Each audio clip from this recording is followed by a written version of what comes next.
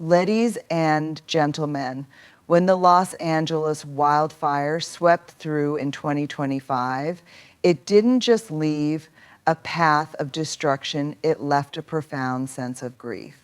Entire neighborhoods were reduced to ashes in moments. Homes that held generations of memories disappeared overnight. Lives were forever changed and in some cases tragically lost.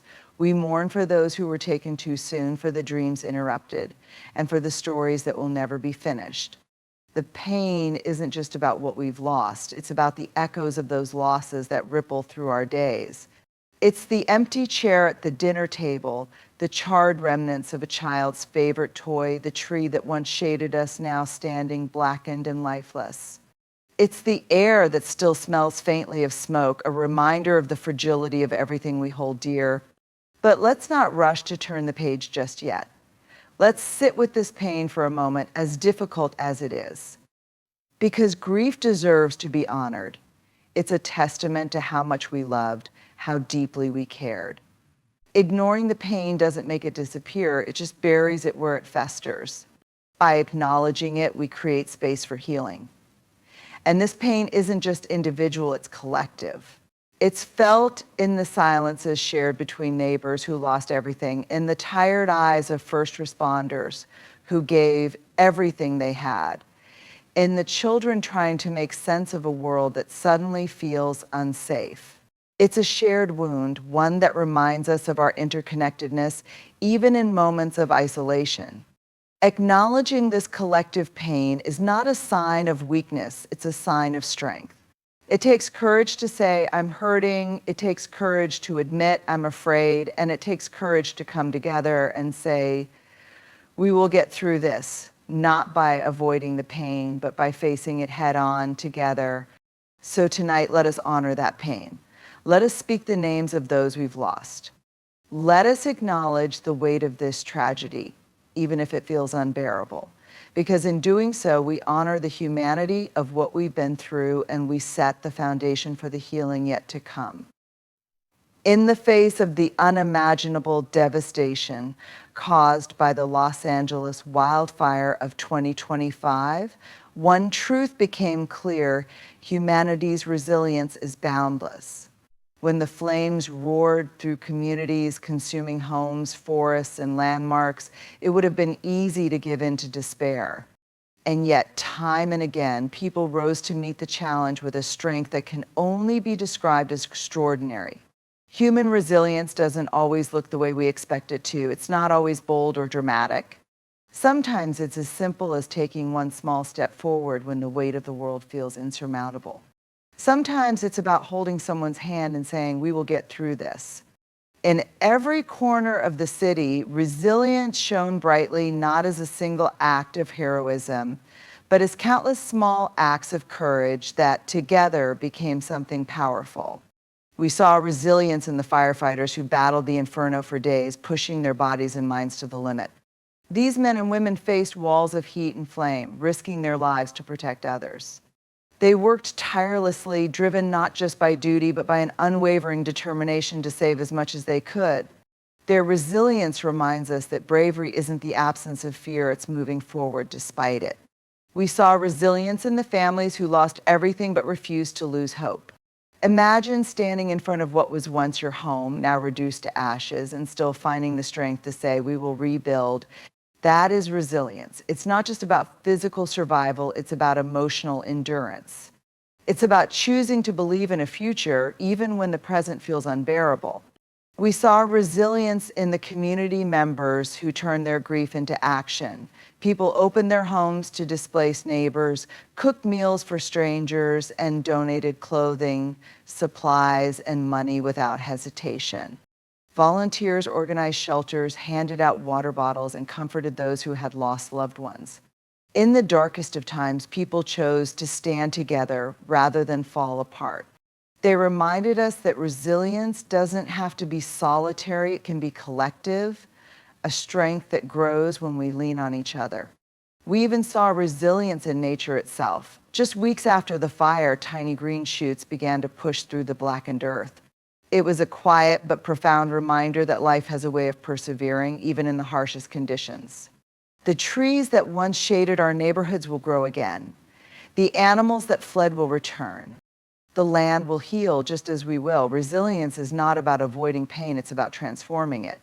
It's about taking the ashes of what was lost and using them to build something new. It's about standing up after being knocked down, even when you're unsure if you have the strength. Resilience doesn't mean we don't feel the weight of what happened. It means we carry that weight and still move forward. And here's the thing about resilience, it's not just a quality some people have and others don't. It's in all of us. It's in the firefighter who faces the flames, the parent who soothes their child, the neighbor who shares their last loaf of bread. It's in you and me waiting to rise to the occasion when we need it most. The Los Angeles wildfire tested us in ways we never could have imagined. It reminded us of our fragility, yes, but also of our strength. It showed us that no matter how fierce the flames, the human spirit burns brighter. Together, we have proven that we are not defined by what happens to us, but by how we respond. And in that response, we have shown resilience in its truest, most beautiful form. In the aftermath of the Los Angeles wildfire of 2025, a lesson emerged, a lesson that is often overlooked but profoundly powerful. Vulnerability is not a weakness. It is a strength. It is the thread that connects us as humans, the foundation upon which we can build healing, understanding, and resilience.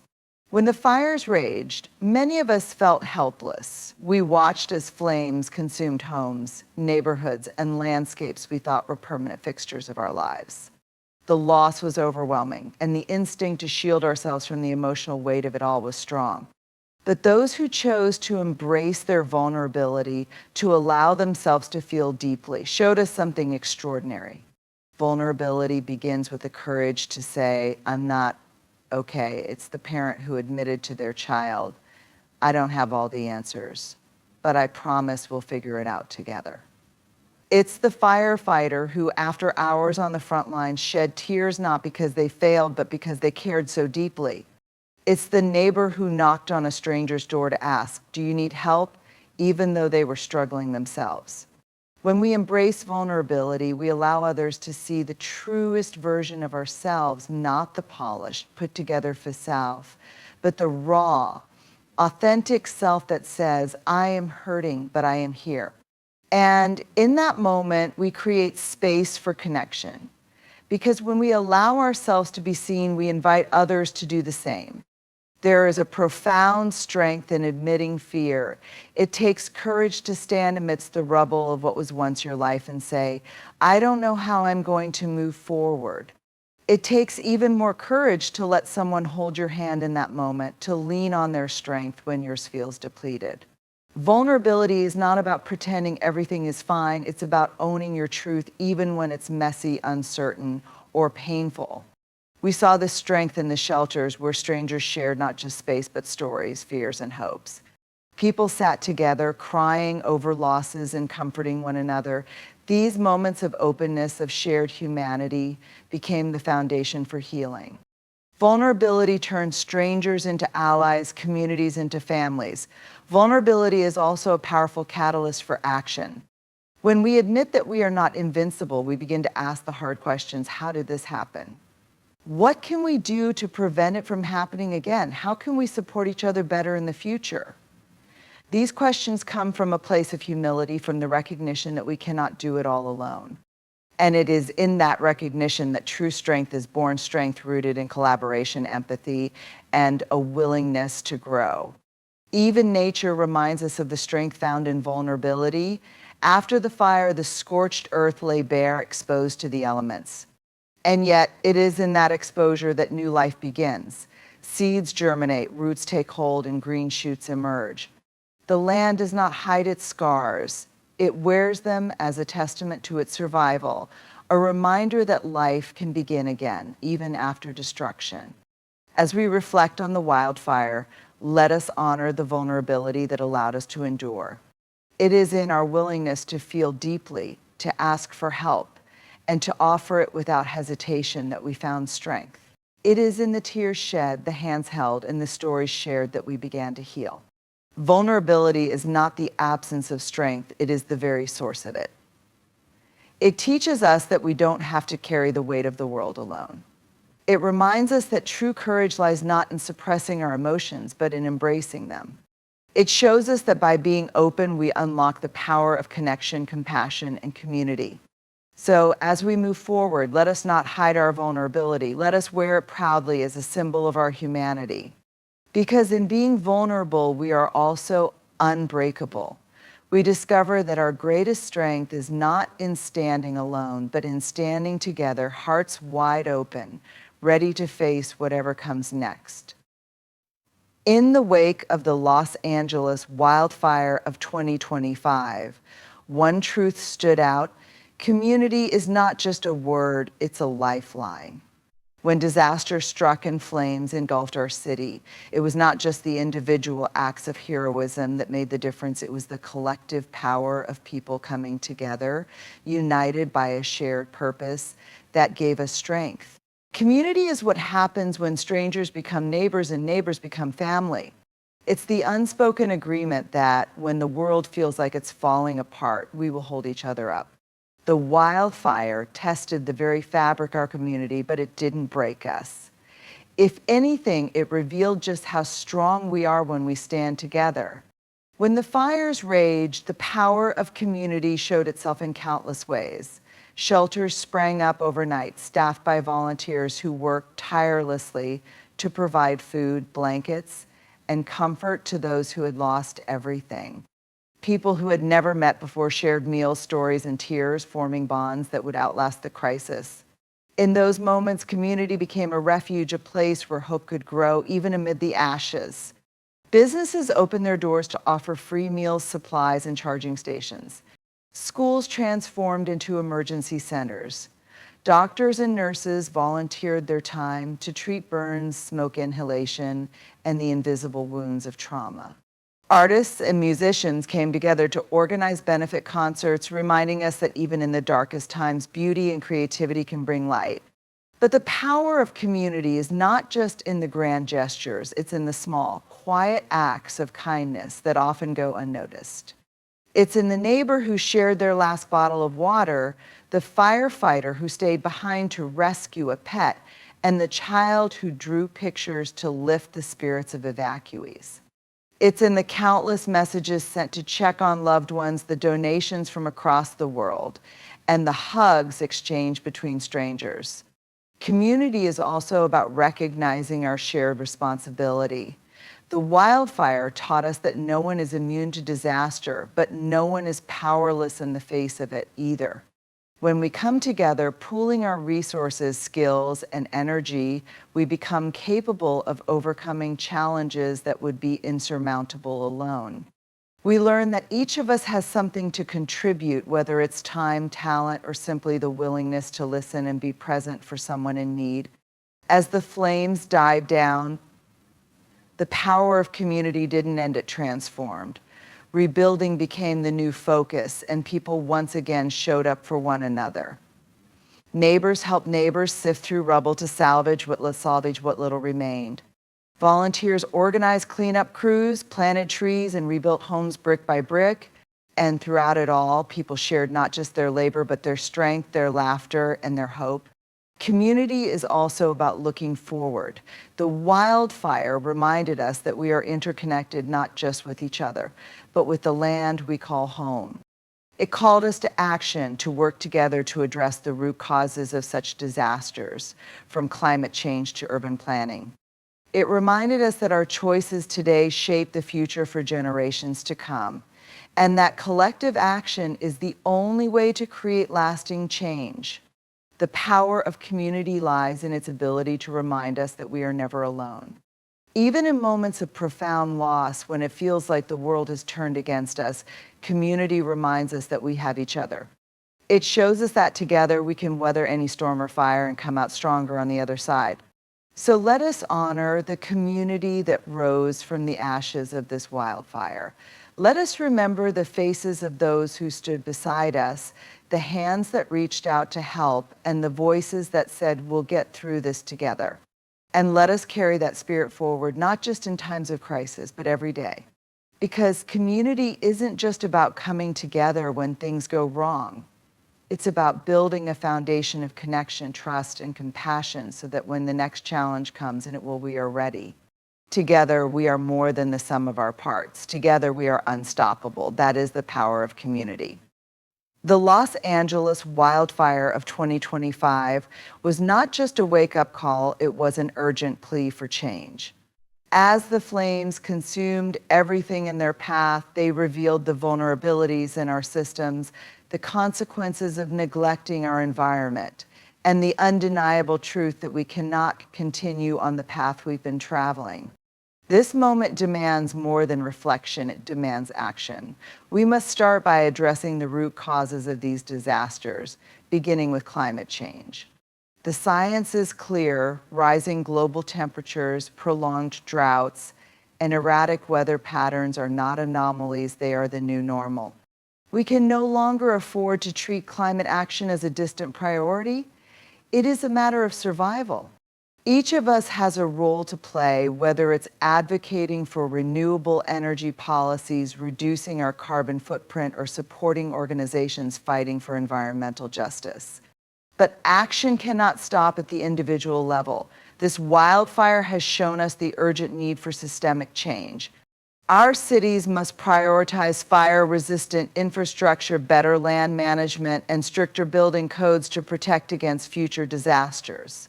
Our governments must invest in early warning systems, expand resources for first responders, and provide equitable recovery support to those most affected.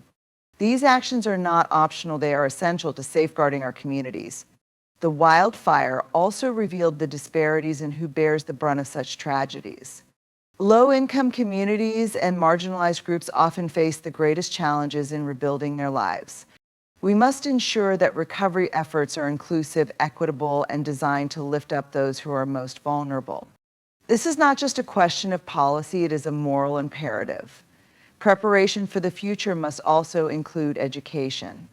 We need to teach our children and ourselves how to coexist with nature in a way that respects its power. Community workshops, school programs, and public awareness campaigns can equip us with the knowledge and tools to prevent and respond to disasters more effectively.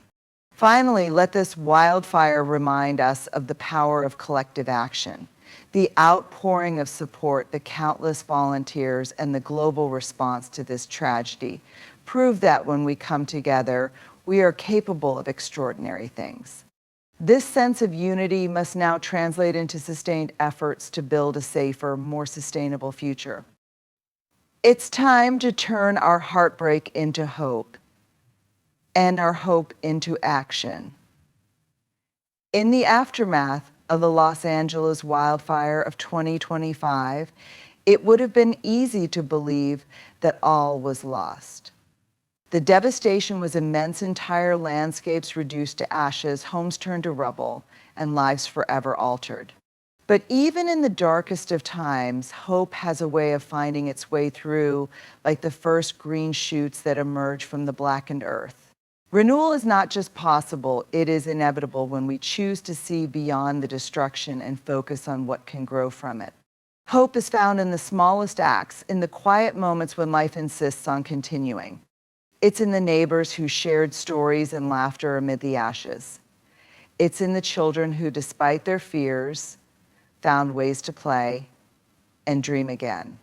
It's in the volunteers who showed up day after day, offering their time, their energy, and their hearts to help others rebuild. These moments remind us that even when everything feels broken, there is still something worth fighting for. Renewal is a process that takes time, patience, and effort. It's not just about rebuilding what was lost, it's about reimagining what could be. The wildfire gave us an opportunity to reconsider how we live, how we build, and how we connect with the land and each other. It's a chance to build homes that are safer and more sustainable, to create communities that are more resilient, and to forge relationships that are deeper and more meaningful. Nature, too, offers us a profound lesson in renewal. The scorched hillsides, though barren now, will one day be covered in wildflowers and new growth. Trees that seemed lifeless will sprout leaves again. The ecosystems that were disrupted will find a way to adapt and recover. The earth has an incredible capacity to heal, and it reminds us that we too have that capacity within us. Hope and renewal also come from acknowledging the lessons this wildfire has taught us. We've learned the importance of preparation, the strength of community, and the power of vulnerability. We've seen what we are capable of when we work together, and we've recognized the urgent need to act boldly to protect our future. These lessons are seeds that, if nurtured, can grow into meaningful change. At its core, renewal is about choosing to believe in the possibility of something better. It's about looking at the ashes and seeing not just what was lost, but what can be created. It's about turning grief into determination, fear into courage, and despair into action. Renewal asks us to imagine a brighter future and then take the steps to bring it to life. It's not just a return to what was, but a transformation into something stronger, something more beautiful.